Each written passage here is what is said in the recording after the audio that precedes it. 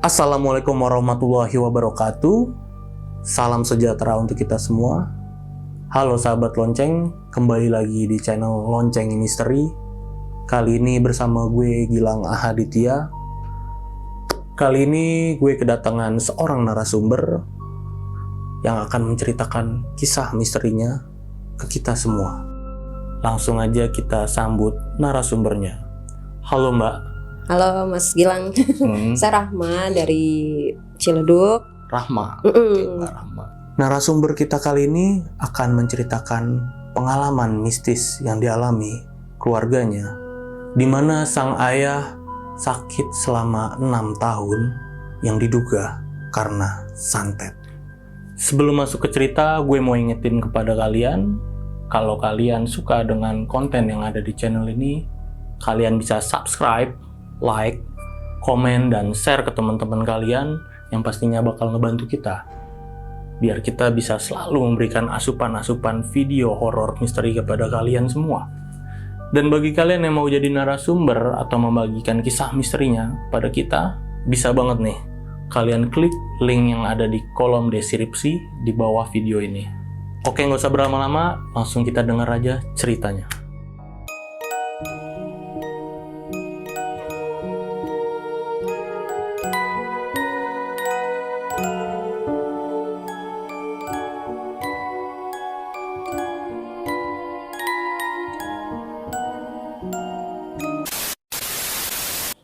Di sini gue mau berbagi kisah kali ya enaknya. Iya. Tentang, gue menyebutnya sejarah 6 tahun. Kenapa sejarah 6 tahun? Karena di sini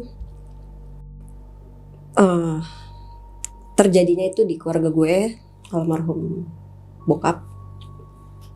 Itu 6 tahun bokap gue sakit. Selama 6 tahun ini awalnya biasa aja bang. Maksudnya awalnya tuh biasa aja gitu, nggak ada yang aneh-aneh. Karena memang dari keluarga pun juga mikirnya nih sakit biasa gitu, maksudnya sakit ya medis gitu. Setahun berjalan mulai banyak keanehan demi keanehan yang terjadi di rumah gue. Sebenarnya sih yang lebih banyak ngerasain nyokap ya, karena gue pada saat itu masih kelas 3 SMP 2004 tanggal 9 Oktober. Gue ingat banget, itu momen banget, maksudnya nggak akan pernah gue lupa. Jadi ceritanya malam sebelum bokap sakit ya, gue tuh di rumah itu kebetulan lagi nggak ada ART, jadi gue cuma bertiga, gue, nyokap sama adik gue. Biasalah, gue tuh di keluarga itu kalau ngumpul itu selalu di kamar nyokap bokap, nggak pernah di ruang tengah, di ruang TV itu nggak pernah, karena kalau malam ya itu gue selalu di kamar nyokap bokap. Tiba-tiba jam 9 malam ada suara bel. Gue kebetulan di lantai atas tuh gitu kan, di kamar nyokap bokap. Kita lihat-lihatan tuh, siapa mah? Karena gini, kalau biasanya kalau saudara gue yang datang pasti kasih kabar bang, nggak mungkin nggak. Oke. Mau main tuh pasti, walaupun even dia cuma mampir sebentar, pasti dia nelfon. Nggak pernah tiba-tiba kucuk-kucuk datang, nggak pernah. Pasti ngabarin, karena terkenal banget di rumah gue tuh susah banget kalau misalkan datang tuh assalamualaikum itu susah banget. Nggak kedengeran Nggak kedengeran gitu. Makanya dia selalu ngasih kabar. Ada 3 kali baru gue yang turun bang, gue yang turun. Yaudah mah aku aja main turun. Yaudah cek sana. Seperti biasa gue kalau mau keluar gue ngintip dari jendela. Bokap gue lagi duduk begini bang posisinya. Gue nggak begitu ingat jelas bokap gue itu matanya lurus apa ke bawah, tapi jelas bokap gue begini. Gue buka pintu dong, gue antusias dong. Iya. Papa belum nyampe ke logika gini. Ini gue buka pintu, bokap gue di sini bang. Masa sih ketika gue nengok bokap gue langsung masuk, cepat banget itu bang. Gue langsung dan bokap tuh cuma ngomong, "Papa, itu suara pelan banget bang. Papa dari tadi loh di depan." Dibilang gitu. Biasanya nggak gitu, banyol gitu, maksudnya suka ngomong kayak, dari tadi lama banget, suka begitu. Ini enggak bang, ini enggak. Ini cuma pelan bang. Papa dari tadi di depan, kayak gitu. Dari tadi papa tuh di depan kayak gitu. Tapi nggak ngedumel marah, nggak. Pokoknya halus banget. Dan ketika gue masuk, gue nyium bau kayak kembang gitu. Biasanya tuh bokap kalau datang pasti megang pala. Atau enggak pipi kayak apalah, dia tuh iseng gitu kan anak perempuan. Itu enggak, dia diem aja masuk. Gue cuma diem ya. Terus sampai ngeliatin, itu gue masih ngeliatin bokap masuk bang. Dan lu nyium bau Iya, kembang. setelah bokap lewat tapi ya. Gue diem, bau apaan nih gue bilang. Parfum papa kali gue pikir. Gue lari bang ke atas. Gue cerita dong sama nyokap. Mah, masa papa pulang? Nyokap itu posisi lagi nonton nengok. Bercanda kamu papa pulang. Lah, orang papa pulang? Gimana sih? Katanya pulangnya masih seminggu atau 2 minggu lagi gitu. Gue kaget dong. Nah, bokap biasanya kalau udah di atas maghrib pantang banget mandi pakai air dingin. Pasti air panas. Itu udah mandi bang. Nah, dia pakai handuk doang. Badan basah. Logika bang, gue baru banget nyampe atas, gue cerita ya cepet amat deh mandinya. Handuk dia aja masih di atas. Di rumah tuh nggak jorok itu handuk asal tuh nggak. Gue kaget tuh, oh mungkin handuk yang dia pakai ketika dia bawa gitu, ketika dia lagi dinas tuh, bokap balik dinas itu. Nyokap tuh sempet emang bingung gitu kayak, udah mandi pak gitu. Jawabnya gitu. Biasanya mana nih gini-gini, itu nggak bang, apa ya. Terus tiba-tiba bokap udah selesai ganti baju, pakai baju gitu, duduk, pijitin dong mak, gitu, pijitin lah. Biasanya bokap tuh nggak mau dipijitin sama istrinya tuh nggak mau, sama nyokap tuh nggak mau, pasti maunya sama anak-anaknya, karena biar sekalian bercanda gitu. Tiba-tiba belum lama gue mijitin, mah pijitin kaki dong, pijitin dong kaki. Pada saat dipijitin kaki, gue ngeliat bang, bokap tuh mukanya pucat sebelah. Gue coba ngeliat, cuma kan namanya gue di situ nggak mikir macam-macam. Jangan-jangan bapak gue sakit nih, kok mukanya pucat sebelah gitu. Beda bang, mukanya tuh beda banget bang. Kan gimana sih kalau tidur terkurap gitu loh, minta dipijitin gitu kan terkurap gitu tidurnya. Itu beda bang, warnanya aja beda. Bokap gue kan kulit sawo mateng, beda bang. Kayak satu pakai bedak, itu gue jelas banget ngeliat. Hah, gue diem tuh, di situ gue diem tuh kayak. Cuma gue nggak ngomong sama nyokap belum. Itu nyokap juga belum nyadar ya berarti? Belum, karena nyokap di kakinya kan, lagi bikin kakinya. Udah tuh, nggak lama nyokap ngomong udah tidur. Nah, rutinitas keluarga gue kalau weekend tuh pasti ada jogging, kayak entah tuh sekedar cuma jalan pagi atau apa. Tidur, papa udah balik nih, besok kita jalan pagi gitu, cari sarapan. Gue memang udah agak ngantuk sih, tapi gue belum mau tidur. Nah, gue denger tiba-tiba bokap ngomong gini, mah sekolah anak-anak gimana ya nanti? Nyokap gue bingung dong, nggak ada apa bokap gue ngomong gitu. Ya nanti kita pikirin lah, ya nggak bisa nanti sekarang mama ngomong gitu. Gue nggak tahu deh tuh, mungkin ada omongannya gimana, karena mungkin gue juga di situ nggak mau terlalu mikir gimana. Ada suara TV juga, pokoknya gue ketiduran lah. Suatu pagi, jadi tuh gue tidur di kasur bawah, apa sih kayak kasur karpet, tau kan kasur tahu gitu, di spring bed nyokap di atasnya, bokap gue di situ. Nyokap gue duduk di sofa. Jadi ini TV, ini karpet gue tidur, ini spring bednya, di sini sofa nyokap gue. Nyokap gue duduk. Ayo, udah jam 5:30, bangun. Yuk, subuhan bareng yuk. Biasanya ada rutinitas gitu juga. Yuk, sekalian jalan pagi. Bokap nggak jawab. Diam aja. Tiba-tiba bokap itu niban gue. Nangis dong gue. Iya. Badan gue kecil banget dulu. Niban gue. Bah. Dimarahin dong sama nyokap. Kamu tuh pak, anak perempuanmu nih, kalau bercanda itu yang bener aja. Kirain bercanda dong. Iya. Kepikiran. Tiba-tiba bokap gue tiba-tiba tangannya begini, gelepak-gelepak begini. Yang sebelah kanan. Lama-lama kok gelepak mulu. Gue dibangunin, kak, bangun deh. Kok papa begini ya? Kenapa sama papa? Untung gue lagi kesakitan tuh, lagi nangis tuh. Tiba-tiba adek gue bangun. Kenapa mah? Ini kenapa ya papa? Terus dilihat, bangunin pah, bokap gue bangun gini dong, gitu lagi, dibangun lagi, pah jangan bercanda kayak, jangan nengok melek, senyum, terus begini lagi bang, flat lagi, senyum flat lagi. Wah ini nggak beres dong. Nah kebetulan di satu RT gue itu ada, bisa dibilang orang yang ngerti lah gitu, kayak sebenarnya dia terapi sih, cuma mungkin karena dia kejawen gitu, jadi mungkin ngerti gitu. Coba kamu ke rumah Pak ini deh, Pak Ardi, panggil teman bokap deket juga, karena satu RT kan, kebetulan dia bokap juga RT gitu. Gue lari, akhirnya tuh Pak Ardi datang ke rumah. Si Pak Ardi bilang, saya takut, karena kalau stroke nggak mungkin. Dia juga ngomong, kalau stroke nggak begini, pasti menyon, udah pasti. Udah gitu dicek, nggak tahu dipencet itu darahnya masih bagus dua-duanya. Maksudnya kan kalau mati kan kelihatan, maksudnya ada ininya lah gitu, maksudnya beda lah gitu. Kalau mati tuh dipencet apa gitu, dia kan kayak terapi gitu. Ini mah nggak stroke, jantung ini, serangan jantung ini, dibilang gitu. Dibawa ke rumah sakit. Rumah sakit, dokter bilang gejala stroke. gejala stroke, berarti belum stroke dong, baru mau dong. Hari ketiga bokap gue tiba-tiba anfal tuh kritis, tiba-tiba kritis. Bu, kita mau nggak mau harus bawa bapak ini ke ICU karena keadaannya begini kan. Ditunggu berapa jam tuh untuk, karena dicek ulang lah segala macam, dipanggil lah keluarga. Itu gue ada tuh, gue lagi sekolah dipanggil, gue ada. Gue di samping nyokap mulu kan, diperukin. Adik gue masih 6 SD itu, masih belum ngerti lah. Panggil lah keluarga dari bokap gue, datang. Bu, mohon maaf sebelumnya, hasilnya bagus semua bu. Hasilnya bagus semua? Bagus semua bu, tidak ada penyumbatan, jantung normal, ginjal, paru-paru semua dicek. Itu berapa jam itu, lama itu, bagus semua. Karena keluarga bokap gue tuh kan antusias banget ya, maksudnya alhamdulillah gitu, ibaratnya bahu membahu banget gitu, maksudnya kayak berapapun biayanya yang penting cepat, kita pengen tahu nih sakit apa gitu biar cepat ditanganin gitu. Hasilnya bagus semua,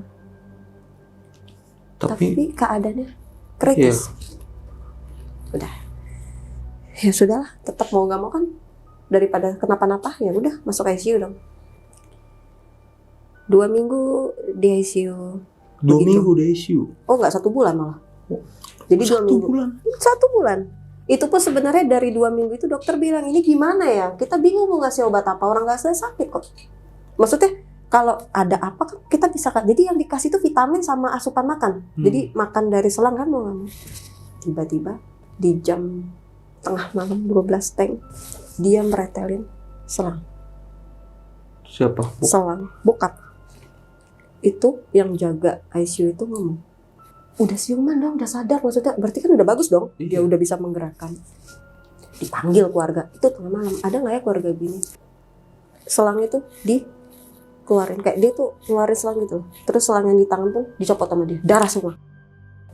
Akhirnya ditahan, dipegang supaya itu nggak terjadi gitu kan. Terus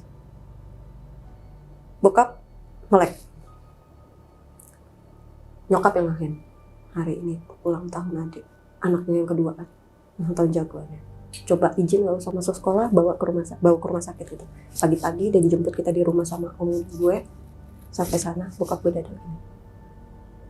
Terus datang, nggak boleh ya masuk. Gue masuk, gue pelukin bokap. Adik gue juga masuk.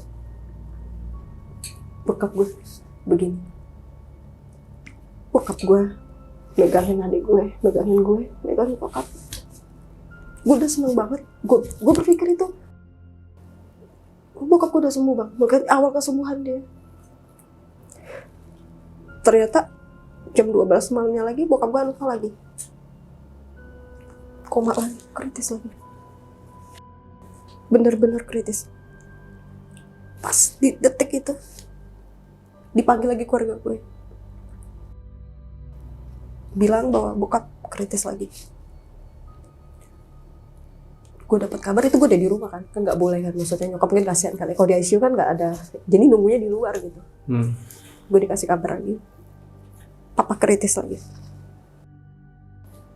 Sampai akhirnya sebulan di situ, November awal, bokap udah melek, tapi melek itu cuma begini, tidur lagi. Melek begini, tidur lagi kayak gitu.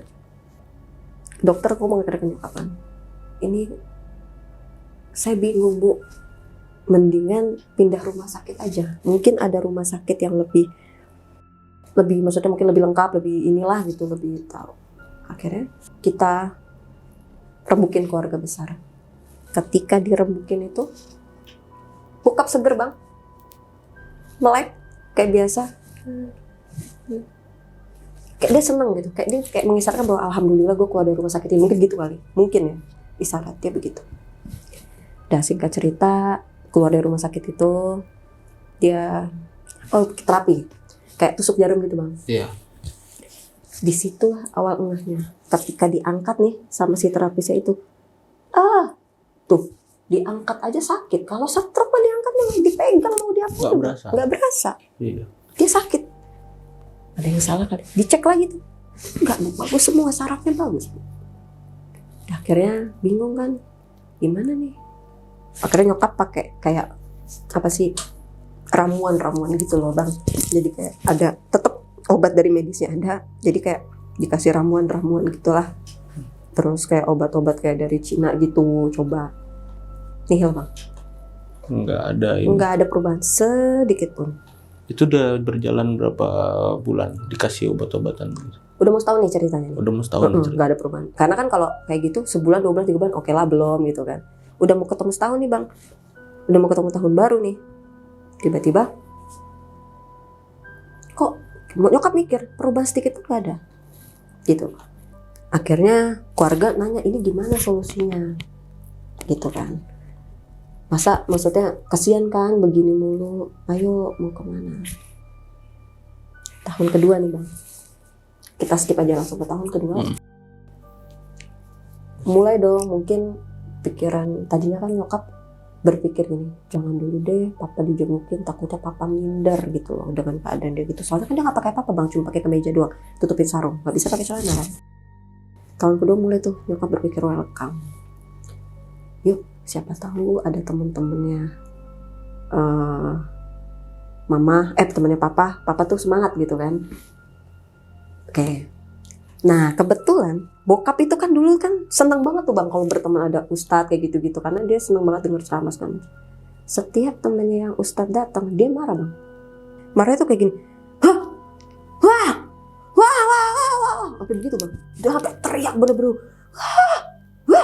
sampai begitu. Marahnya bener-bener marah. Nah mungkin si temen bokap ini, almarhum bokap ini mungkin tahu gitu kalau nggak beres nih. Gitu. Pak duluan aja nih yang biasa temennya itu, maksudnya mungkin yang normal lah, mungkin yang awam gitu. Duluan aja Pak, saya tunggu sini. Oh iya dah, namanya Pak Andi. Sar.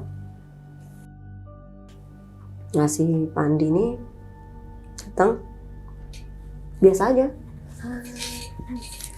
Ya Pak. Tapi ketika Ustadz datang begitu ya? Nah gantian dong, dia keluar nih. Gantian, saya gak enak, banyak yang nunggu depan. Dia begitu, kaget dong. Tapi kan nggak mungkin diambil hati karena namanya lagi sakit. Benar loh, baru Ustadz baru mau niat tuh dia bawa masuk, marah lagi bang.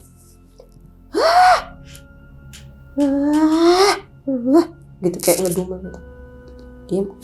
Keluarga masih nggak begitu nggak. Kita mikirnya mungkin. Jadi selama yang dari awal sakit itu lu dan keluarga belum ngeh ya, belum begitu ngeh ya berarti ya? Belum. Setahun dan tahun kedua pun belum ngeh ya itu ya? Itu mulai. Itu udah mulai. Karena itu ya? Kejadian itu.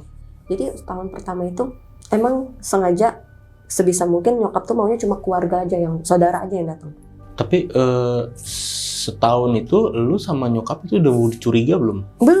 Belum curiga juga? Belum, karena kan kita nggak ngerti. Keluarga gue tipe kalian nggak paham gitu-gitu kan. Okay. Dulu kan nggak seperti sekarang ya, maksudnya nggak paham lah, maksudnya nggak ada kepikiran, malah sedikit pun nggak ada. Tahun kedua itu mulai, karena mungkin ustadznya itu mungkin ada ngomong sama nyokap, karena mungkin nggak apa-apa bu, saya nggak apa-apa nggak masuk bapak, saya minta maaf kan, nyokap dong yang ngomongin maaf kalau ya nggak bisa, nggak apa, tetap doa insya Allah dari kami akan selalu terpanjang untuk sahabat kita gitu. Baliklah dimarahin tuh nyokap, papa kenapa sih gitu kan, kok begitu kan, temennya mau lihat papa malu. Bokap tuh yang cuman cuek aja, mukanya tuh flat aja, biasa aja kayak nggak ada apa-apa. Suatu ketika nggak tahu kenapa bang nih, tiba-tiba gue iseng deh nih buka kerjaan bokap. Jadi tas bokap kan kalau kerja selalu bawa tas ya. Papa lihat deh, ini kan kerjaan papa ya, ini ada foto-fotonya. Jadi kebetulan bokap itu kontraktor bang. Ya sama keluarganya lah, ada juga kerja sama kerabat juga gitu. Ini gue di rumah ceritanya cuma bertiga nih, gue, adik gue sama bokap, karena nyokap kerja kan. Gue lagi ngeliatin foto, tiba-tiba bang beda mukanya dia, melotot gimana sih bang, ke orang marah kayak gitu, marahnya tuh kayak gimana sih, kayak marahnya tuh beda, kayak, tapi itu papa kayak kenapa gitu kan, kok kenapa pak, dia teriak gitu bang. Kaget dong gue pas lihat foto itu. Iya, gue yang di samping langsung gue lihat, gue bapak kenapa, perdana dia ngomong jancok, ya itu nyokap pulang maghrib kerjaan, cerita deh, mah Papa, tadi kan aku liatin foto kerjaannya. Marah, maksudnya aku cerita lah itu kronologinya. Coba dong sama nyokap. Udah tuh, nyokap udah bersih-bersih segala macam, masuk kamar. Yang mana yang jancok? Begitu dong sama nyokap. Iya. Nunjuk, tapi kan itu banyak kan. Iya. Yang namanya orang sakit bang, nggak bisa dia fokus begitu.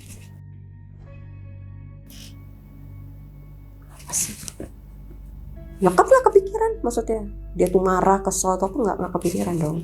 Apalagi tuh kerabatnya ibaratnya. Ditelepon-teleponin lah saudara papa datang tuh semua tuh. Nih ngumpul yuk gitu, siapa tahu dia semangat. Biasa tuh. Yang ada di foto itu ditelepon-teleponin gitu. Iya, tapi ada beberapa yang nggak datang. Bahkan dari awal papa sakit nggak datang. Sampai akhirnya suatu ketika kerabat ini datang bang ke rumah. Itu sekitar sebulan atau 2 bulan setelah kejadian yang foto itu. Karena orang itu adalah orang yang ngajak bokap kerja dinas. Itu makanya bokap dinas balik itu sebelum bokap sakit. Pas datang dia tidak mau nemuin bokap gue. Jadi cuma dari depan pintu nengok begitu aja. Udah. Langsung seolah-olah dia mengajak main anak-anaknya. Apa kabar? Ini gimana? Gue di situ, gue yang masih SMA kelas 1 itu kalau nggak salah. Gue kayak, kok nih orang nggak? Orang kan harusnya lu datang ke sini lu temuin siapa sih yang sakit dong, gitu aja. Ini enggak, dia sibuk aja ngobrol sama gue, ngajak main adik gue lah, ngajak ngobrol nyokap gue aja di situ kayak masuk aja, nggak apa-apa gitu, santai aja nggak apa-apa. Iya, nggak. Tapi dia nggak mau ya? Enggak, sampai pulang. Tapi dia ngasih duit bang. Ke keluarga gue lumayan banyak. Gak usah gue sebutin lah nominalnya. Lumayan lah ya, kalau untuk anak-anak dan zaman segitu mah lumayan sekali gitu. Gede banget gitu. Dan dia juga ngasih buat bokap. Tapi dititipin ke nyokap gitu. Ini sedikit lah buat bantu berobat istilahnya. Ketika dia mau pamit, dia kayak tangannya itu kayak masuk ke kantong gitu bang. Gue gak tahu ya dia ngapain karena kan gak begitu ini. Tiba-tiba gue ngeliat ada bayangan bapak-bapak hitam di belakangnya. Gue ngeliatnya tuh jelas bapak-bapak itu kayak pakai bajunya itu nggak begitu jelas sih, warna hitam kalau nggak salah, hitam apa abu apa sih, hitam tapi kayak abu-abu, kayak hitam udah lama. Gimana sih bang warnanya? Berarti lu bukan lihat siluet itu ya, benar-benar kayak lihat bapak. Jelas bang, kayak ada orang di belakang. Gimana sih? Iya. Itu gue sampai mungkin dia enggak kali gue negesin begitu. Iya. Nah mungkin karena dia ngeliat gue kayak gue menegesin itu, dia langsung kayak saya buru-buru balik karena dia nggak lama. Gue lagi begitu dia kayak, aduh saya buru-buru balik nih ada kerjaan, apalah itu alasannya, gue nggak ngerti entah itu alasan apa memang benar, nggak tahu juga ya. Gitu. Gue pengen cengok dan gue cerita, dia balik nih langsung dan dia nggak pamit sama bokap, langsung keluar. Dia diantar sama 2 karyawannya, tapi ditunggu di luar. Gue cerita dong sama nyokap, mah tadi pada saat dia lagi di situ aku ngeliat ada bapak-bapak mah di belakangnya dia, cuma karena ketutupan badan dia dan aku nggak ngeliat jelas, cuma gimana sih bang kalau ngeliat ada orang di belakang lagi ngantri gitu di belakang, tapi nggak ngeliat mukanya, nggak ngeliat ini ya, nggak ngeliat. Perasaan kamu aja kali ya ya Maya, aku bilang. Singkat cerita dia udah ada tuh, masuklah kita masuk ke tahun ketiga aja ya bang. Oke, tahun ketiga karena 6 tahun. Tahun ketiga mulailah bang di sini banyak keanehan di rumah gue. Mulai banyak kejadian aneh gitu. Iya. Mulailah di sini gue ngerasa rumah gue jadi horor gitu. Oke. Karena ya nggak munafik ya bang, karena udah 2 tahun berjalan, medis sudah dilakuin nggak ada hasil, bohong dong. Ibaratnya nggak munafik, nyokap gue berbagai cara dilakukan untuk nyembuhin bokap gue dong. Apalah sampai ada info nih, coba mungkin orang ini bisa gini gitu.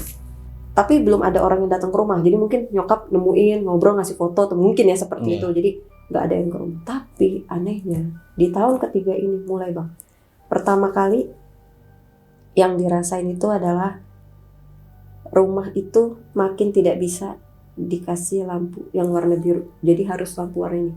Warna apa sih, kuning ya? Kuning. Jadi setiap ada lampu warna biru, padahal baru beli kayak langsung redup gitu bang warnanya. Padahal bagus nih, nyokap beli nih Philips nih yang bagus gitu. Iya. Kan otomatis terang banget bang. Itu nggak bisa bang. Pasti kayak langsung kayak beda, pas dipasang tuh langsung kayak agak redup. Di rumah tuh kelihatannya redup, tapi pas dipasang di rumah saudara gue, entah dia cobanya di mana gitu, terang. Pas dipasang di rumah lu Redup. redup. Selalu. Wow. Kalau warna biru ya. Tapi kalau warna begini mau seterang apapun ya terang biasa. Kenapa ya? Nah itu pertama. Yang kedua, di rumah gua kalau ada yang naik tangga bang, itu pasti bunyi suara. Kalau orang yang naik tangga tuh kayak bunyi. Gimana sih bang kalau lu lantai tapi kosong bawah dalamnya itu? Jadi semenjak bokap sakit kita tuh tidurnya ngumpul. Emang sering ngumpul sih, kalau tidur tuh sering ngumpul gitu. Terus nyokap keluar dari kamar kan, keluar kamar langsung tanya, oh kirain kamu, kalau enggak si adek gitu, takutnya ke atas ke kamar, kan kita semua di atas sebenarnya. Itu kebetulan bokap lagi di kamar bawah bang, ditaruh di kamar tamu bawah. Enggak, sini minum gitu kan. Udah tuh aku tidur lagi, nyokap tidur lagi. Itu sering bang. Bisa dibilang hampir tiap malam, cuma mungkin kadang kalau gue lagi kalau lagi nyokapnya mungkin lagi dengerin ya nyokap. Oke dong. Tapi adek gue tuh Blas, alhamdulillahnya tuh dia ya udah. Mungkin karena masih masih kecil juga tuh gimana nggak ngerti lah. Berarti selalu ada suara orang jalan di tangga. Pasti. Ya. Itu satu. Kedua, suara di atas bang jalan. Duk duk duk duk. Itu lu posisi lagi di bawah dong. Sampai detik ini bang. Bahkan nih yang bantu-bantu di rumah gue nih, yang kerja di rumah gue tuh cerita sama gue, Kak, padahal kan waktu itu kita keluarga lagi keluar kan. Aku dengar suara jauh, kira orang kak, ke atas nggak ada orang.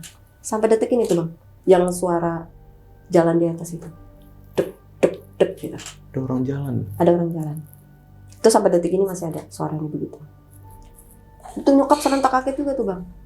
Kirain anak-anaknya lagi dong, nggak ada. Lalu suara berikutnya adalah di dapur. Itu dengar suara ngambil piring. Kalau ngambil piring, kalau di rak piring kan kayak strek kayak suara piring gitu kan. Di situ nyokap ngeliat ke gue, coba cek gitu.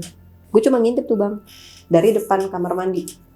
Jadi modelnya ini ruang tengah tidur, di sini ruang TV, ini pintu menuju kamar mandi, meja makan, dapur, garasi, intinya gitu.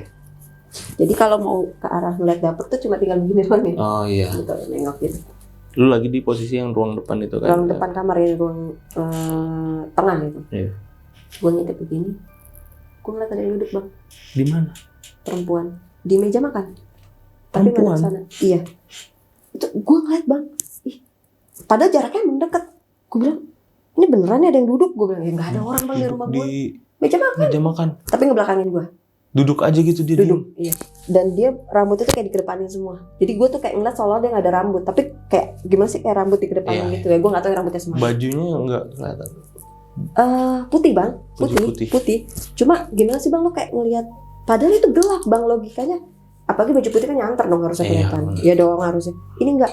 Mungkin putihnya lebih ke putih butek kali warnanya. Jadi gue apa yang? Jadi gue nggak jelas itu. Maaf, entah itu kuntilanak atau apa gue nggak tahu. Gue apa yang? Nyokap gue manggil, itu yang bikin gue jadi kaget. Siapa kak? Apa kak? Gitu kan. Gue kaget, nggak ada apa-apa. Look, gelap semua. Jam gue diem kan, nggak ada. Gue bilang gitu. Nah tuh. Itu sekali. Anjir. Nggak lo ngelongok gitu, lihat siapa ya itu, nggak gitu ya, nggak langsung lu kayak bingung aja gitu ya, Nggak tahu bang. nge-freeze gitu kan? Nggak ada pikiran mau kayak Iya, lu siapa nge-freeze. gitu, nggak ada. Kayak kita lagi shock gitu kayak. Iya, nge-freeze aja Iya, gitu kan, kayak, lagi diem. Apaan tuh gitu loh. Karena gue ngeliat posisinya cuma badan doang gitu bang, karena mungkin dia duduk kan dan dia ngebelakangin, gitu ngebelakangin. Gue ya bingung. Dah tuh. Tapi gue nggak cerita langsung, karena nyokap agak takut. Oh. Dah akhirnya ketemu lah nih, gue lupa nih udah ke tahun berapa. Udah sering bang tuh, kayak gitu-gitu udah sering. Nah, sebelum akhirnya nyokap memutuskan untuk coba deh mama ketemu cari kiai gitu. Sebelum memutuskan itu ada cerita yang, lu percaya nggak bang, rumah gue sampai dibilang rumah hantu bang. Sama orang-orang sekitar? Yap. Karena itu udah sering banget. Orang lewat depan rumah gue kalau malam itu selalu ada pocong bang. Di depan teras atas kamar. itu orang sering ngeliat yang lewat. Di depan teras. Nah, jadi kamar bokap nyokap gue depannya ada teras kecil gitu. Iya. Di situ. Jadi sebelum orang itu misalnya belum nyampe depan rumah gue tuh nggak ngeliat apa-apa bang. Nah tiba-tiba yang refleks dong bang, di depan rumah kayak atau, woi gitu. Ya, mungkin dikiranya orang dikenal atau gimana, apalagi ibaratnya tetangga dong. Mungkin dikiranya orang rumah gue, pasti tengok, pocong bang. Dan itu banyak orang yang ditongolin. Itu udah rame bang, sampai dibilang, wah rumah gue tuh udah jadi bahan omongan entah apa aja. Berarti emang udah geger ya satu daerah Domalu itu. Betul. Ya? Sama kejadian. Betul banget. Anjir. Betul bang. Itu sampai temen adek gue aja sampai bilang rumah lu mah rumah hantu. Lu bayangin bang, sampai begitu. Tapi gue nggak tahu ya, kalau adek gue kan nggak cerita nih temen-temen mungkin ngerasain atau ngeliat apa. Cuma yang udah yang gue lihat itu bener-bener bentuk pocong. Itu lu tahu infonya pertama kali dari siapa? Dari nyokap. Karena ada yang bilang ke nyokap ya? Iya cerita. Bu, nggak ada yang berani sekarang tiap malam. Dan mati mah gue pantesan jam 9 aja tuh udah sepi. Biasanya tuh adalah yang jualan. Oke. Tukang jualan aja, even tukang jualannya nggak berani bang. Mungkin juga digituin kali, mungkin ya. Sampai segitunya. Jadi nggak ada yang lewat depan Anjir. rumah gue. Sampai masuk di situ nyokap dong. Ya Allah, bokap sakit dapat kabar begitu. Siapa sih bang nggak yang apa ya? Yang, iyalah pastilah maksudnya. Campur aduk lah. Nah disitulah nyokap ibaratnya ketemu sama kiai lah. Oke. Tiba-tiba kiai itu nyuruh gini, Bu, kalau ibu kuat nih ya, ini mas saran saya aja. Kalau ibu kuat, ibu malam bangun jam 12 malam. Ibu baca surat As-Sajdah. Gue nggak tahu tuh ayat berapa kan disuruh baca itu.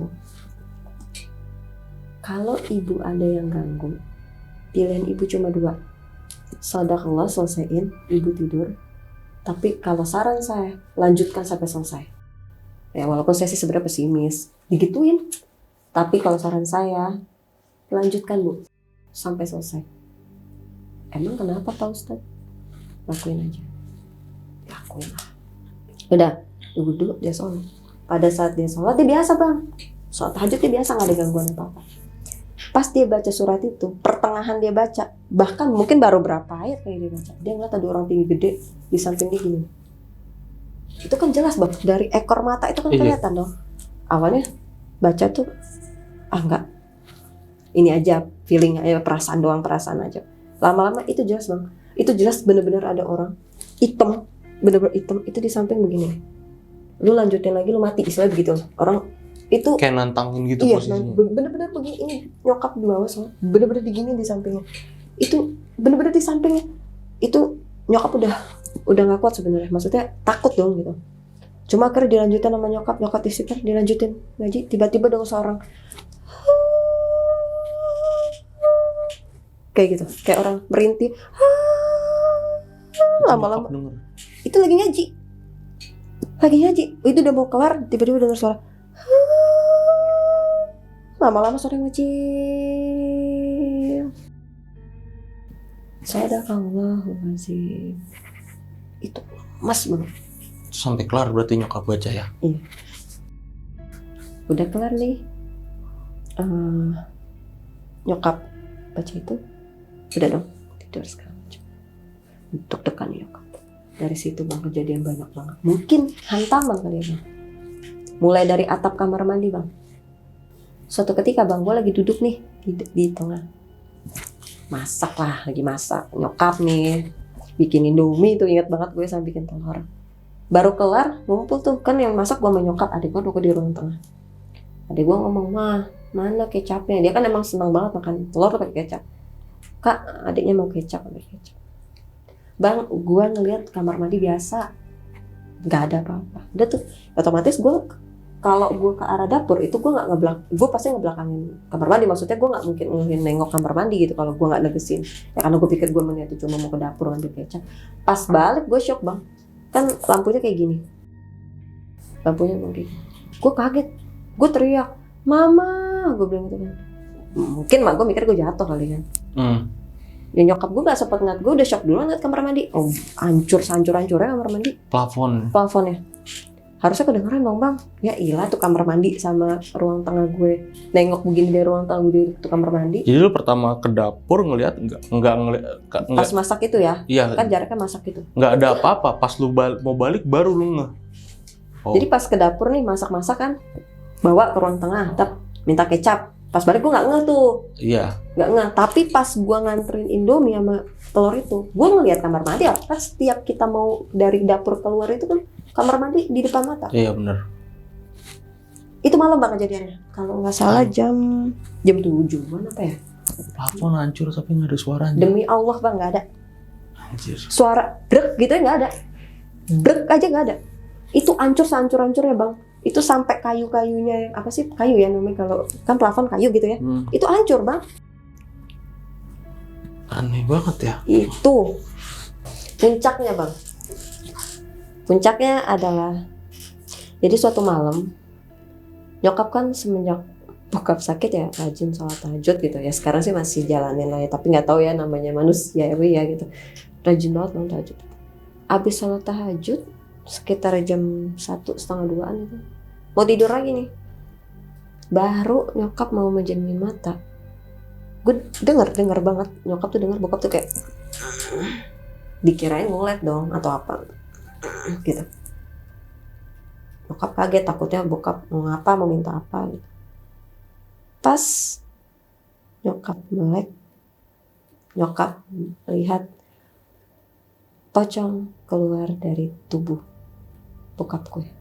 Pocong keluar dari Bokap tidur nih, itu pocong nih keluarnya tuh kayak orang bangun tidur gimana sih, zep gitu. Dari badannya bokap. Dari badannya bokap. Dan nyokap tuh yang kabur ke ruang tengah gue tidur. Kak, bangun dulu kak bangun dulu ya. Apaan sih ma, aku ngantuk. Bangun dulu. Kayak nenangin diri gitu kayak masih shock. Akhirnya, kenapa ma, kenapa papa, ayo lihat papa. Gue gak dikasih tuh. Ntar dulu, diam dulu gitu kayak, ayo ma kenapa papa ma gitu. Kenapa ma papa ma, ada apa papa. Mama lihat pocong. Maksudnya gue kira ngeliatnya di jendela apa di mana Iya. gitu kan. Keluar dari Keluar dari badan bokap. Iya. Gue pikir nyokap halu gitu kan. Udah mama tidur lah. Perasaan mama doang kali, mama kan memang semenjak bokap sakit kurang tidur karena kan bentar-bentar kebangun ngecek takutnya bokap itu apa. Akhirnya nyokap tidur di situ, gak berani tidur sama bokap, tidur di samping gue. Udah. Karena gue di situ mikirnya kayak gitu. Gue ngerasain juga bang. Gue ngerasain juga. Jadi kebetulan nyokap nelfon, kak, mama mau nih lagi nyokap lagi jemput orang nih buat ngobatin bokap. Sehingga orang ngerti lah. Ya, mama sampai sini jam berapa? Nyokap bilang, secepatnya ya. Doain mama, kamu baik-baik jagain adik. Kunci pintu. Ternyata nyokap sampai jam 10 malam karena si orang yang ngobatin bilang saya nggak bisa ngobatin di bawah jam 10 katanya. Jadi kesana tuh sebisa mungkin malam gitu kan. Ya mau kamu nyokap gue ikutin dong kan bareng. Udah. Itu jam 9:30-an. Cuma bedanya kalau nyokap ngeliat dari tubuh, kalau gue di samping. Itu gue ceritakan, gue emang di tengah kan. Biasa lah gue nonton TV atau apa. Itu bokap kayak gitu. Kayak gitu. Gue pikir bokap butuh apa. Tapi gue lari dong. Pas lari, gue diem. Itu pocong di samping. Ini bokap tidur dia di sini. Samping kiri. Diri. Kiri. Berarti pocongnya diri di kasur? Enggak, karena kan bokap pinggir. Oh, di pinggir. Pinggir. Dia diri di sampingnya bokap ya, Di samping samping kasur. Persis di samping bokap. Oh, oke. Dan gue ngeliatnya tuh mukanya itu ketutupan kain semua bang. Oh, jadi nggak ada mukanya ya? Iya. Jadi gue ngeliat ketutupan itu. Madepnya itu nggak madep gue sih. Madepnya lurus gini dan gue di sini. Pintu kan di sini. Dan dia madepnya ke sana gitu. Jadi kayak pintu di sini, dia di situ, dia madepnya ke sana gitu. Iya. Gue yang, hah? Gue telepon nyokap gue. Ma pulang, ma pulang. Ku takut ma pulang. Gue nangis. Sampai rumah nyokap agak malam tuh, jam 10 lebih malah itu. Pulang ma, gue nangis. Orang itu udah tahu bang yang ngobatin. Yang orang obat ini udah tahu. Karena mungkin udah ngeliat dari foto juga atau gimana, gue nggak tahu. Pas datang nih dia ngomong, itu bokap ngamuk-ngamuk bang. Oh iya, selama bokap sakit, keanehan yang terjadi adalah kalau stroke kan ya itu yang gue bilang, tangannya tuh kalau dipegang sakit bang. Itu dari tahun pertama tuh tiba-tiba dipegang gini dong nih bang, dielus gini aja langsung melotot. Kalau stroke nggak begitu lah, nggak mungkin berasa. Pas orang ini masuk ya kayaknya bokap tuh ngamuk-ngamuk nggak bisa. Akhirnya gue ngobrol lah di teras sama si bapak itu yang mau ngobatin bokap. Pede bang tuh orang awalnya, pede banget gitu, kayak datang, kamu tadi melihat ya ada yang di dekat, iya udah nggak apa-apa, itu juga terbiasa, doain ya bapaknya gitu. Tiba-tiba nggak tahu gimana tuh orang minta pulang bang. Dia coba ngomong saya angkat tangan begitu dong. Nah gue kan nggak ngerti. Pas udah ngeliat bokap, Nggak tahu deh, pokoknya kan gue di dalam ya, itu kan urusan nyokap ya, karena mungkin udahlah kamu mungkin pikiran gue tuh di situ, nyokap tuh nggak mau gue tahu biar nggak kepikiran gitu, biar nggak, udahlah gue fokus belajar aja gitu. Gue cuma ngeliat, saya minta maaf ya bu, saya angkat tangan. Gue cuma ngomong gitu, gue cuma kenapa nih orang gitu. Oh ya, gimana bang? Setiap beberapa kali datang orang selalu ngomong gitu, ibu saya minta maaf, saya angkat tangan. Dan nyokap cuma udah. Itu nggak sekali 2 kali bang, selama dari ada 3-4 tahun gitu.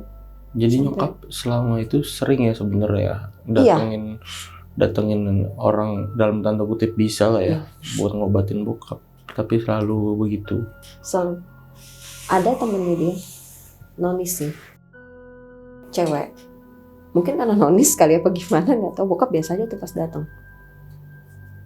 Di sampingnya tuh tetap biasa aja. Jadi dia mungkin kayak lebih ke apa sih, lebih ke doa kali ya atau gimana, gue nggak ngerti. Tapi tuh bokap biasa aja.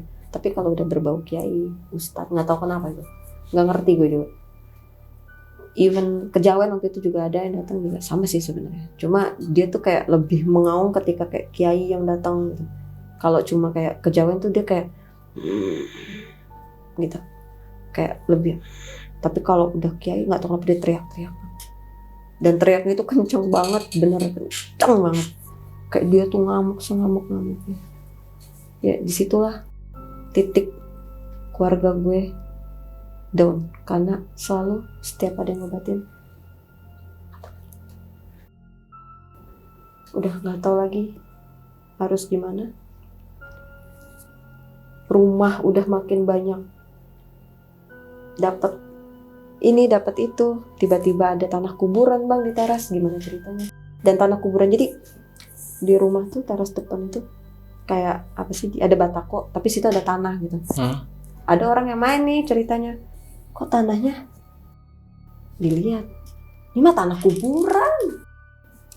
Gimana lu bang? Mbak gue ngaco, ini tanah kuburan katanya. Gue nggak tahu ya kenapa dia bisa bilang itu tanah kuburan, emang beda tanahnya bagaimana, gue nggak tahu. Ini tanah kuburan dia bilang. Terus pas dicium bau wangi, kayak wangi apa sih, wangi minyak nyong-nyong gitu, iya, bau beda. Ada wanginya bang, kan biasa wangi tanah ya, tanah ya bau tanah dong. Ini enggak bang, wangi, ada wanginya. Gempar lagi dong. Mulai ada nyokap dengan sore nangis tiap malam. Tapi nangisnya tuh nggak jelas cewek apa cowok bang.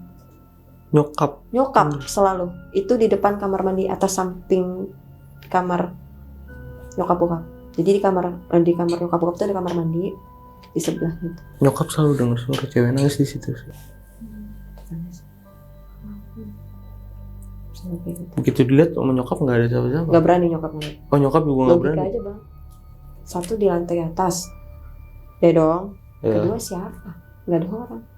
Iya, lu pada di bawah kan ya. Karena suaranya dari arah kamar mandi bang, bukan dari depan. Kalau dari depan mungkin bisa mikirnya orang di depan. Betul. Ini dari kamar mandi. Di situ pun ada yang kerja pernah gitu. Bu, saya mau bantuin, lumayan nih, mau yaudah. Baru bang, sehari juga nggak nyampe, minta pulang. Saya nggak sanggup kerja di rumah ibu, berat.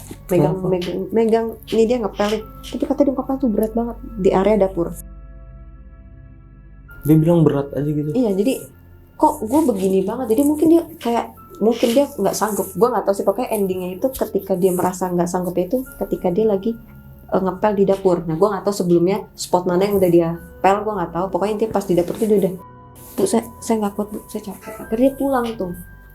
Dia pulang, dia baru ngomong via telepon mungkin ya sama nyokap, saya nggak lanjut ya bu. Dia kenapa? Jadi dia tuh ngepel itu kayak dia tuh lagi ngepel, di bawahnya tuh dipegangin orang kali.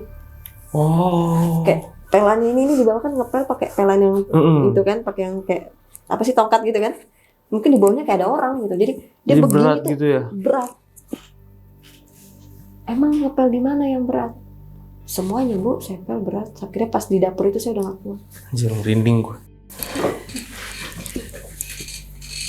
Cobaan apa lagi gitu, maksudnya itu ya pastilah down lah ya Bang denger ada yang begitu.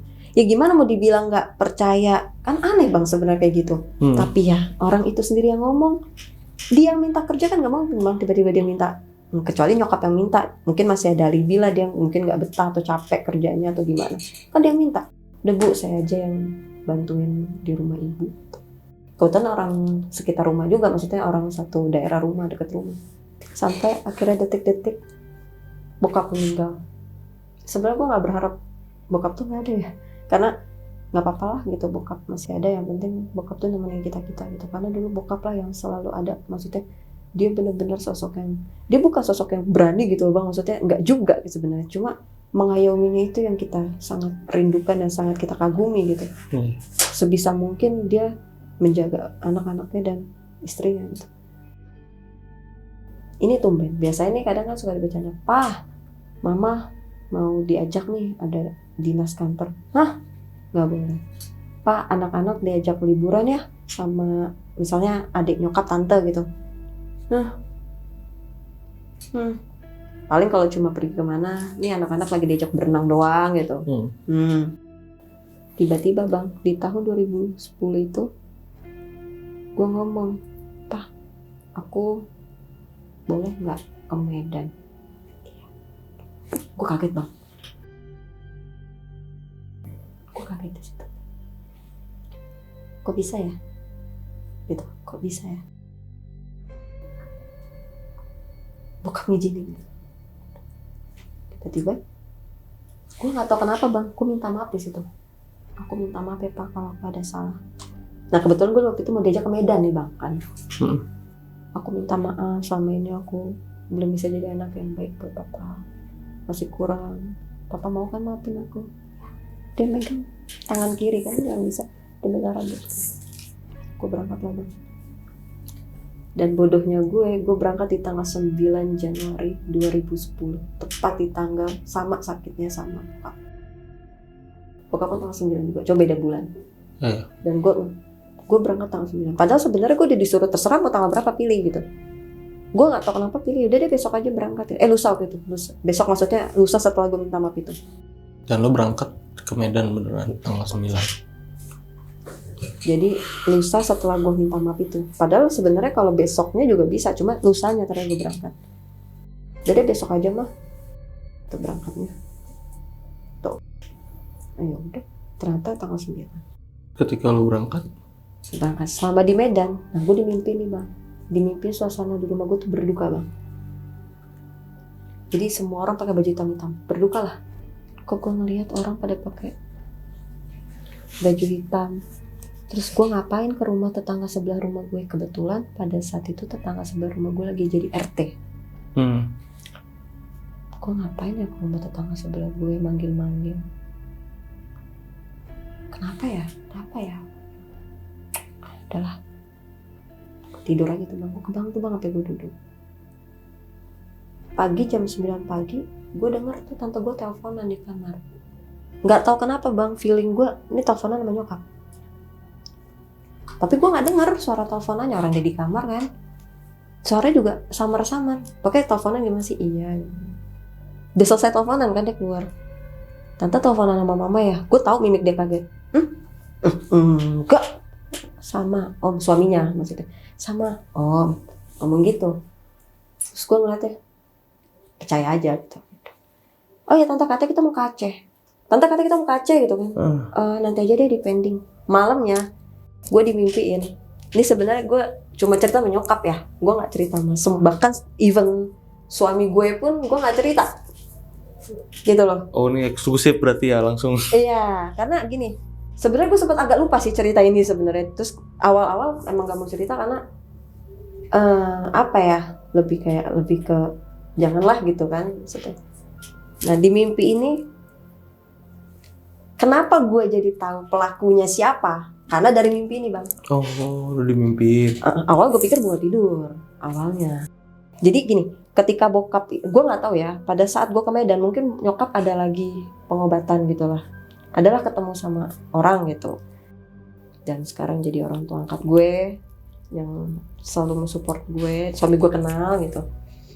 Itu mungkin perantara beliau lah yang bikin gue tuh jadi dimimpikan bahwa untuk ngasih unjuk tanpa gue harus kasih tahu ke anaknya bokapnya kenapa nih, mungkin seperti itu ya. Kalau gue flashback mungkin seperti itu. Jadi malam pertamanya kan waktu yang gue cerita kok suasana gue kayak berduka ya. Nah itu ya. Malam berikutnya gue mimpiin gini bang, gue ngeliat bokap itu kayak lagi di kebun bang, di kebun gitu kayak di apa sih, bukan di hutan sih, kebun beda ya. Ini kondisi berarti bokap udah meninggal. Belum. Ini detik-detiknya. Jadi abis mimpi kedua malamnya, gue mimpi nih malam ini, besok malamnya, misalkan gue mimpi bokap gue meninggal hari Kamis, itu gue dimimpiin malam Rabu dong. Berarti lu posisi lagi di Medan. Dari Medan. Rabu sore gue ke bandara untuk flight Jakarta. Oke. Padahal gue rencananya sampai akhir Februari, tapi nggak jadi. Bokap meninggal di jam waktu malam itu, di tepat di Kamis pagi ya, jam 12:30 ya, jam 1 kurang lah itu, gitu. Nah tuh gue ngeliat bokap gue di kebun bang, ini di mimpi ya, di mimpi tuh nggak ada gue, jadi gue kayak diliatin bokap gue gitu. Bokap gue kayak lagi jalan di kebun gitu, bukan hutan tapi kebun gitu, kebun ilalangnya tuh tinggi-tinggi. Yeah. Tiba-tiba ada sosok yang gue kenal, jadi mimpi itu tuh gue mimpiin orang itu. Dan gue tahu karena kan bokap itu orangnya setiap ada kerabat apa kan selalu ngenalin ke keluarganya kayak nih temen gitu-gitu. Di belakang itu bokap ditusuk lah bang, kayak pakai bambu ke badannya. Itu di mimpi lu ngeliat? Di mimpi kayak gitu. Dan bokap nengok. Di mimpi itu bokap nggak jatuh, maksudnya nggak yang blek gitu dipukul, nggak. Bokap cuma nengok doang. Gue ngeliat situ ada percecokan. Nggak tahu cekcokannya apa, pokoknya kayak nggak ngerti di mimpi itu pokoknya kayak ada cekcok. Tiba-tiba, jadi ada percakapan yang nggak lu denger lah ya? Nggak tahu di mimpi itu kayak rancu gitu loh bang. Jadi kayak bahasa daerah bokap. Ya gue kan nggak ngerti bahasanya gitu. Tiba-tiba dia kayak bawa kendi, dia ngambil kendi. Di situ tuh kayak dimasukin keris kecil, dimasukin ke air itu. Tiba-tiba bokap gue grepak. Tiba-tiba bokap gue kayak muntah, keluar darah. Langsung gue kebangun. Itu nyata, nggak nyata itu. Gue sampai, kok gue mimpinya gitu ya. Dan lu masih ingat mimpinya sampai sekarang? Kadang kan kita ada mimpi yang kita nggak bakal bisa gue lupa bang, karena jatuhnya gue dendam dong. Gue dendam, kenapa bokap gue lu gitu? Maaf bang, dibalik ya gue tahu gue memang harus bisa ikhlas. Tapi kan gue juga manusia biasa bang. Siapa sih bang? Ibaratnya keluarga sendiri digituin gitu. Iya. Apa masalahnya gitu? Sampai lu segitiga dan sejahat itu gitu. Akhirnya gue di situ nangis. Gue yakin ya pasti ada yang nggak beres. Bener aja bang. Bangun tiba-tiba tante gue udah nge-packing baju-baju gue. Udah nge-packing baju-baju gue. Gue bilang, tante kita mau kemana? Mau berangkat ke Aceh ya? Iya. Dan tante gue masih nggak bilang kalau pada situ gue mau dipulangin ke Jakarta. Tiba-tiba ke bandara nih bang. Dan di bandara gue ngeliat bokap bang. Di bandara? Iya. Kok ke bandara nih, sebelum ngeliat nih, kok ke bandara? Pulang dulu ya. Nanti kita jalan-jalan lagi ke Aceh. Kasihan adek, karena adek pengen ikut. Nanti bareng-bareng sama adek aja. Tapi nggak nyebut bokap begini, nggak. Ketika mau pamit bang, gue dipeluk. Kuat ya, sabar. Perasaan gue makin lemes. Ketika gue pamit, gue bawa tas gue, tas gemblok. Ketika gue mau naik pesawat, gue ngeliat bokap bang. Kan dulu kan sistemnya naik tangga gitu kan. Pesawatnya naik tangga gitu. Gue tuh masih jauh dari tangga itu. Gue udah ngeliat, gue yakin bang tuh bokap gue. Yakin banget, 1000% itu. Yakin gue ngeliat itu. Tapi pas gue udah mendekati tangga, dia tuh kayak mundur. Kan gue kan gak mungkin ngeliat ke atas mulu gitu. Gue tuh ngeliat kayak, udahlah halu lah gue lah. Mungkin karena gue kepikiran. Dan Masya Allahnya lagi bang, selama di pesawat gue tuh tenang banget bang. Dan di samping gue tuh ada yang baca Quran bang, percaya gak lu? Dia ngaji nih dari awal penerbangan sampai terakhir ngaji, kayak bikin gue tenang gitu. Dan gue selama di pesawat tuh gue berasa sebentar banget bang. Kayak tiba-tiba tuh gue baru naik udah mau nyampe. Padahal kan Medan Jakarta 2 jam ya, sekitar 2 jam Sejam lebih, ya 2 jaman. 2 jam gue pernah sih ke Medan. Ya kan 2 jam. 2 jaman. Tapi gue berasanya nggak 2 jam bang. Gue berasa bentar banget tuh ya. Parah. Gue tuh kayak baru duduk kayak belum lama tiba-tiba udah mau nyampe. Dan orang itu ngaji bang di samping gue.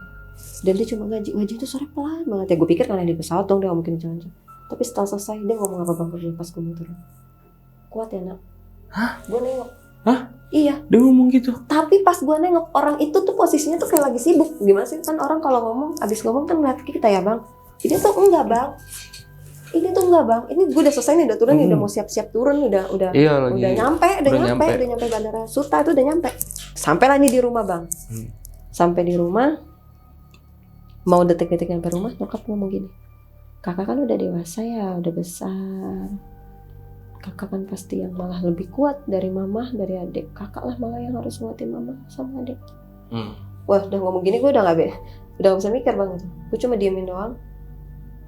Ya gue mah gak kepikiran gimana udah. Nah pas dari ruang tamu itu kan yang gue bilang tadi kan, spotnya, gue ngelewatin kamar bokap dan gue ngeliat dari ekor itu bokap tuh duduk. Gue seneng dong. Bokap gue sehat nih, makanya mungkin ngumpul-ngumpul habis ini kali karena bokap udah mulai enakan udah duduk. Karena terakhir itu bokap tuh duduk itu dibantu bang, nggak bisa duduk sendiri. Udah mulai dibantu, udah mulai ringkih. Udah selesai bersih-bersih, gue disuruh isaan. Abis isaan gue dikasih wejangan dulu sama ayah angkat itu. Kasih wejangan gini. Sama anak, ayah angkat gue lagi gak bisa datang waktu itu sama ininya, sama temennya dia datang juga untuk mewakilin karena nggak bisa datang pada saat itu. Kamu nanti jangan lupa beginilah disuruh baca ini, pokoknya sabar dikuatin. Ketika gue nemuin bokap, lu percaya bang, gue ngeliat muka bokap gue tuh muka si orang yang ngerjain bokap itu, dan gue cuma yang Astagfirullahaladzim. Gimana sih bang, lu ngeliat muka bapak lu tapi bukan bapak lu. Iya. Tapi muka orang yang itu. Dan bokap gue tuh di situ ternyata sudah tidak sadar. Sudah yang udah benar-benar sakratul maut. Tapi gue nggak. Akhirnya gue yang nggak sendiri. Mah, kok papa beda ya? Di situ nyokap gue meluk. Tadi mama bilang, kamu kan yang bisa nguatin. Wah nangis gue. Gue melukin, gue bacain La ilaha illallah, La ilaha illallah. Di situ gue minta maaf, bokap gue bilang, gue cerita, banyak yang mau gue ceritain sama bapak, bahkan aku terakhir mimpi itu. Di saat terakhir gue mimpi itu, bokap gue langsung gak ada. Setelah gue habis mimpin orang itu, cerita orang itu gitu, gue cerita bokap. Padahal aku banyak banget yang mau aku tanya, aku mau cerita sama papa, kenapa aku dimimpin orang itu. Setelah gue aku mimpi, masa aneh banget mimpi. Gue ceritain tuh bang, yang gue mimpi di Medan terakhir gue mau balik. Papa tuh di kebun. Itu nyokap juga baru gue ceritain karena mungkin denger gue ngomong di hadapan bokap kan. Gue sambil jikir, gue sambil megangin tangan bokap. Gue cerita itu, bokap gue langsung abis gue cerita itu nggak ngerti maksudnya apa. Aku bilang gitu, apa? Aku bilang tuh. Terus ngomong, kamu nggak boleh gitu, kasihan papa nanti berat. Terus gue habis cerita itu gue bilang, kalau memang papa mau pergi, udah gak apa-apa, aku ikhlas, aku bilang. Tapi aku mohon jagain aku ya, apa? Aku bilang, kasihan mama, aku bilang. Nggak lama bis gue ngomong itu bokap nggak ada bang. Padahal gue ngobrol itu sebelumnya itu panjang lebar tuh banyak. Gue nggak tahu apa memang momennya di jam segitu bokap nggak ada atau memang pas banget gue habis cerita itu bokap pergi. Jadi setelah habis gue cerita itu bokap pergi, habis gue bahas itu bokap pergi. Nah itu awalnya itu jadi pertanyaan besar sama gue, tapi gue nggak mikir macam-macam karena masih ada ya kerabat lah, kenal deket gitu, kayak nggak mungkin banget gitu. Akhirnya ngumpul lah keluarga bokap semuanya, kakak bokap ada, adik bokap ada. Tapi dia nggak ada, dia nggak datang. Si orang itu nggak ada ya, tetap nggak ada ya, sekalipun bokap udah meninggal. Nggak datang. Jadi dia cuma datang selama 6 tahun bokap sakit. Ya dia doang. Sekali doang itu yang gue cerita itu yang dia ngasih duit. Dia nggak datang bang sampai bokap meninggal. Dan Masya Allahnya bokap meninggal kan hari Kamis ya. Itu 70-80% teman-teman di rumah, teman-teman papa nggak ada yang kerja bang, cuma pengen buat nganterin. Kayak padahal jarang ketemu, selama sakit tuh dia nggak bisa jengukin karena takut trauma dengar suara papa teriak gitu. Mbak, gue mau nanya nih, dari setelah kejadian yang bokap meninggal itu, masih ada nggak kejadian yang aneh gitu yang paling lu inget sampai sekarang gitu? Atau mungkin masih yang terjadi sampai sekarang ya? Iya, betul. Iya, masih. Bahkan belum lama ini bang. Jadi betul. gini, ini yang gue ingat aja ya, makanya ini baru-baru. Jadi yang kerja di rumah gue ini diantar sama penyalur kecil lah. Penyalur tenaga kerja. Ngantar ke rumah. Dia mereka di depan rumah bang. Depan rumah gue. Pas dia turun, dia istighfar bang. Astagfirullahaladzim. Dia ngomong gitu. Kaget dong. Loh saya lihat tadi ini bukan rumah loh. Gitu. Dia manggil gue ibu. Gue manggil dia teh. Bu, saya tadi pas nih berhenti mobil, saya nanya rumah yang mana kok berhentinya di depan tanah kosong tapi ada pohon besar. Itu kejadiannya tahun lalu bulan habis lebaran tahun lalu. Dia sampai sumpah, bu, sumpah. Gue mau masuk dong tuh. Masuk. Dia gemeteran itu. Gue ngeliat tuh dia memang istighfar terus dah. Gue tenangin lah di dalam, minum segala macam. Nah ini, gue ngeliat tuh. Jadi posisinya gue duduk di sini, dia duduk di sini. Dia begini. Gue ngeliat dia begitu. Nah di situ ada orang lain lah gitu. Tapi gue pikir ya itu sama dia. Ternyata yang dilihat adalah sosok bapak-bapak dong. Hah? Bapak-bapak. Dia bilang, tadi saya ngeliat ada bapak-bapak dari bawah mau naik ke atas. Teh, di sini tuh kita tuh tinggal nggak ada bapak-bapak. Paling tua suami saya, gue bilang gitu. Bapak-bapak. Tapi suami Mbak waktu itu lagi di mana? Di teras depan rumah. Lagi di teras depan iya. ya? Kan udah kenal. Oh, tahu. iya. Dan itu sosok bapak-bapak. Bener-bener bapak-bapak. Itu sih yang terakhir yang gue ingat. Oh sama yang di rumah. Di rumah lu? Yang bantu-bantu di rumah nih ngomong. Kok aku kalau lagi nggak ada orang sering denger ada orang jalan ya kak di lantai atas. Oh seperti yang lu dengar waktu itu Iya. Itu masih sampai sekarang ya berarti? Iya ternyata masih. Kalau gue kan nggak begitu kan karena gue selalu di atas bang. Gue jarang banget di bawah. Nah kalau si ART ini emang kamarnya di bawah gitu. Hah? Gue yang kok bukan kaget cerita. Maksudnya gue kagetnya kok masih gitu loh. Iya. Dan gue baru dengernya baru dari dia lagi. Hah? Iya tahu kak. Sering banget sampai aku kejar waktu itu aku pikir maling. Jadi ini orang tomboy emang berani lah gitu. Waduh jangan ada orang di ke atas tuh. Takutnya dia lupa ada yang dikunci pintu di atas apa gitu. Iya benar ada orang masuk. Iya dong gitu. Ternyata udah dikunci semua dan gak ada orang. Dan dia jelas banget kayak ngeliat orang lagi jalan aja gitu. Kan kedenger sama dek. Dia kayak ngedenger suara orang jalan aja. Karena kamarnya dia depan tangga. Jadi dan suaranya itu dari setelah tangga gitu. Belokan gitu setelah tangga. Jadi pasti kedenger dek. Dan itu dia baru banget cerita bulan lalu kalau nggak salah. Si baru banget tuh gila. Dan dia bilang katanya emang selalu kalau kita lagi pada pergi semua nih dia nggak ikut. Dia kan emang orangnya kalau lagi kita selalu ngajak. Cuma kan kalau kayak cuma sebentar doang gitu kan, atau mau mana gitu cuma sebentar. Biasanya dia nggak ikut. Tapi kalau dari pagi kita tahu pulang malam pasti kita ajak. Kebetulan pada saat itu kita berangkat siang gitu. Dan dia ngomong. Dan akhirnya dari situ dia bilang, Kak, aku kayak nggak bisa lanjut kerja di sini deh. Gue nggak tahu. Dan dia cuma ngomong, nanti kakak juga ngerti kok. Dia nggak cerita kenapanya? Nggak, mungkin ya nggak tahu. Aduh, sayang banget dia nggak cerita. Mungkin dia belum berani atau mungkin dia ngalamin apa, mungkin dia pikir ntar aja kali gitu ceritanya. Iya, mungkin dia juga masih takut kali ya. Mungkin seperti itu. Oh ini menurut gue, ini sih Mbak, kayak ya Mbak Rama udah banyak ngalamin dari yang kejadian bokap sakit sampai yang bokap mohon maaf meninggal ya. Campur aduk sih pasti iya, cuman gila sih ya. Itu sih yang bikin beratnya dari semenjak bokap meninggal itu sih. Maksudnya ya jadi ada aja gitu bang gitu maksudnya yang ya mungkin ya balik lagi ya mungkin kita nggak tahu ya bokap pada saat meninggal ya mungkin minta sama Allah gitu. lebih tenang aja. Di situ gue udah mulai sedikit Oke. pelan-pelan terima. Udah mulai ikhlas ya. Tapi masih ada ya, heran ya, santet-santet gitu ya. Gila lu. Jahat banget sih. Awalnya nggak percaya bang, cuma oh ya dari mimpi itu juga sebenarnya dari sebelum gue cerita mimpi, nyokap dari kasih tahu sama yang sekarang jadi ayah angkat gue gitu. Ini nggak beres. Cuma dikasih taunya balik lagi setelah bokap meninggal. Gitu. Dan emang udah banyak yang ngasih tahu, cuma nyokap tuh kayak mana buktinya gitu kalau emang. Tapi nggak ada yang bisa ngasih bukti karena daripada give up duluan saat mau buktiin, give up, buktiin. Gitu. Oke, udah Sobat Lonceng, itu cerita dari Mbak Rahma ya. Wah gila sih, ini lama banget, ini panjang banget ceritanya, mantep. Ya begitulah jadi ya, banyak pelajaran yang bisa kita ambil di sini ya. Jangan kayak gitulah, kayak nyakitin orang banget, seakan-akan kalau begitu tuh jahat banget.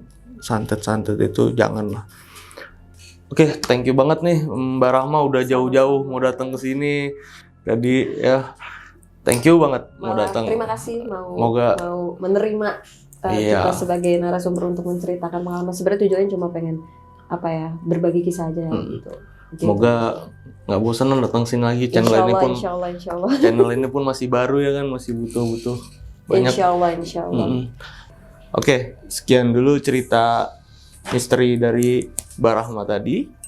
Buat teman-teman yang mau mengirimkan kisah-kisahnya, kisah horornya, pengalaman horornya sama kita, bisa isi link formulir kita di Instagram kita di bawah ini. Di situ ada linknya, nanti bisa isi. Yang mau jadi narasumber bisa, yang mau mengirimkan saja ceritanya bisa. Nanti akan kita bacakan di segmen berbagi cerita misteri. Oke, sekian dulu dari gue Gilang Ahaditya. Bye Sobat Lonceng.